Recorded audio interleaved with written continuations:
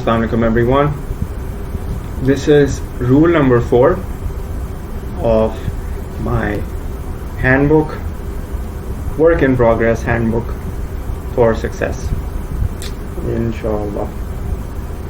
And rule number 4 is as follows.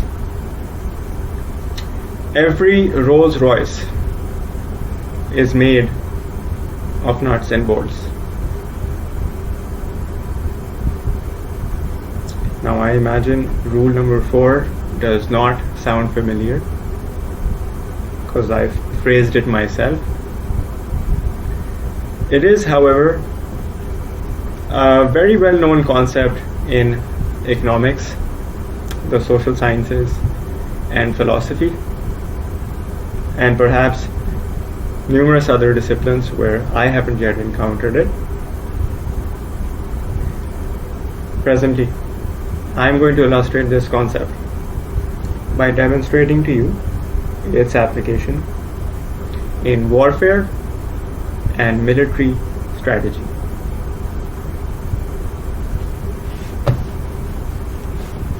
This is a novel by the British novelist Frederick Forsyth, The Fist of God.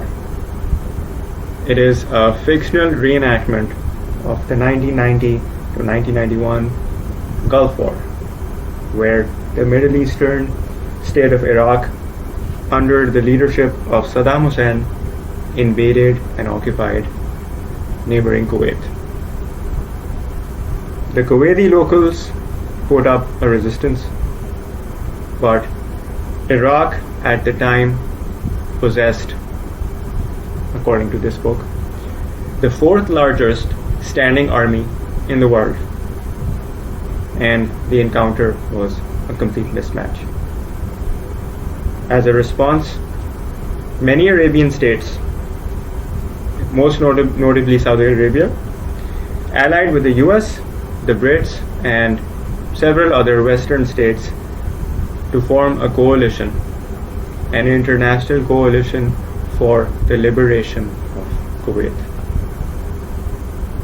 Now, as depicted in the novel, one of the coalition's first moves was to send a British former Secret Service soldier, Mike Martin, into occupied Kuwait,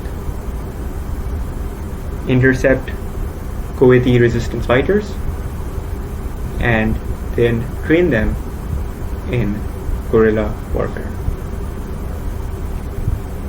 Now I'm going to read out from a sequence where this British soldier, Mike Martin, is training these resistance fighters. Here is Mike Martin in a secluded villa away from the city center with 5 Kuwaiti resistance fighters.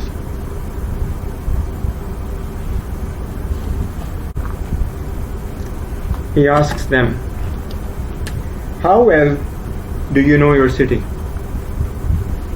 "Pretty well," said the oldest of them, the 25-year-old bank clerk. Mike Martin replies, "Not good enough. Buy maps tomorrow. Street maps. Study as for your final exams. Learn every street and alley, every square and garden, every boulevard and lane, every major public building, every mosque and courtyard. You know the street signs are coming down?" They nodded. Within 15 days of the invasion, the Kuwaitis were beginning a form of passive resistance. One of the moves was the ripping down of street names. I'll explain this now. The Kuwaiti people didn't possess the means to defend themselves from these mighty Iraqi soldiers, at least not through the use of arms. So they tried a different tact. The Iraqi soldiers were in a foreign land. So the Kuwaitis memorized the layout of their city and destroyed the city's street signs. Now, do you think this tactic produced any casualties? Of course not. It probably didn't injure a single Iraqi soldier. But it likely made the Iraqis a little bit frustrated, a little bit uncoordinated in their persecution of the Kuwaiti locals. Maybe the Iraqis lost a few minutes of sleep every night. Maybe this way the Kuwaiti resistance managed to save a few of their countrymen's lives. It was one nut and bolt in the way of fighting back. Presently, now I'm asking you, isn't it ironic that we, Pakistani people, who are just as fond of high-end automobiles as our people in the West, when we want to buy a Rolls-Royce, we have to get it imported. In this case, from a country, the UK, that has a labor force which in number is less than a third of the Pakistani labor force.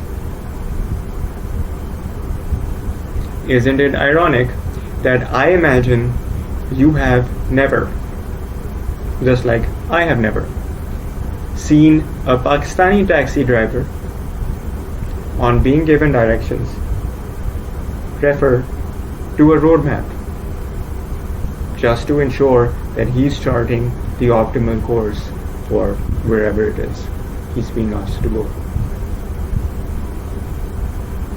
As I see it, there are two sides of the same coin.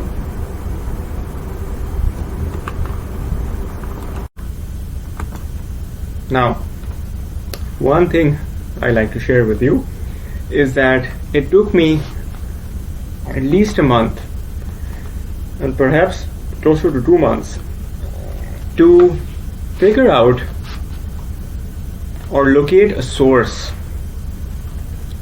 where I could obtain full-size, geographically sound maps of the various cities and towns of the province of Punjab. And this is not because there is no public department that produces such maps, or that is perhaps it isn't accessible, or it's a covert department. No such thing. There is a department, it's readily accessible. It's called the Survey of Pakistan. It's a department with the Ministry of Defense, and they make these wonderful maps and happily sell them to civilians. See, this is their street map of Lahore.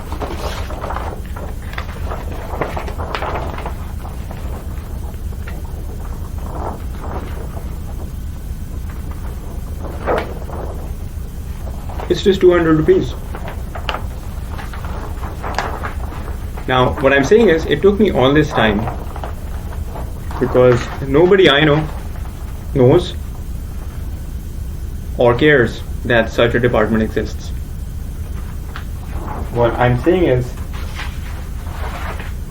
that we Pakistanis think differently from the people of the first world. We think that wars are fought only with weapons, that marriages are made successful with extravagant wedding dresses and lavish ceremonies and gifts of jewelry and Rolls-Royce. We don't have a clue. Well, thanks to books like these, I'm telling you now, I'm submitting this, that every Rolls-Royce invention, every unlikely triumph of war, and every successful marriage alike can trace its success down to a schematic plan. An exhaustive set of carefully selected, measured and weighed out nuts and bolts.